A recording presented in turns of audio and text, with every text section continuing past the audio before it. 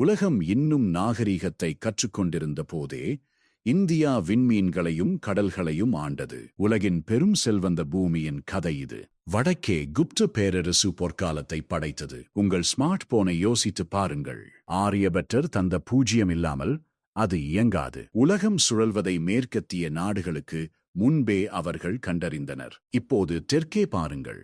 சோழர்கள் வெறும் மன்னர்கள் அல்ல, அவர்கள் கடல்களின் சக்கரவர்த்திகள். பிரம்மாண்ட கடற்படையுடன் இலங்கை முதல் இந்தோனேசியா வரை வென்று தமிழ் பண்பாட்டை உலகம் முழுவதும் பரப்பினர். 1600 ஆண்டுகளாக துருப்பிடிக்காத டெல்லி இரும்புத் தூண் அல்லது கைலாசநாதர் கோயிலை பாருங்கள். ஒரு மலையை மேலிருந்து கீழாக எப்படி செதுக்கினார்கள்? நவீன பொறியாளர்களே வியக்கும் வண்ணம் நம் முன்னோர்கள் சாதித்தனர். இன்று அதே ரத்தம்தான் நம் ராக்கெட்டுகளை நிலவுக்கும் செவ்வாய் கிரகத்திற்கும் கொண்டு செல்கிறது. நமது வரலாறு புத்தகங்களில் மட்டுமல்ல, நம் இரத்தத்தில் உள்ளது. நாம் மாவீரர்களின் வாரிசுகள். இந்த வரலாறு மறக்கப்படக்கூடாது. ப்ரவுட் இண்டியன் என்று கமெண்ட் செய்யுங்கள், லைக் செய்யுங்கள், மேலும் பலரை சென்றடைய சப்ஸ்கிரைப் செய்யுங்கள்.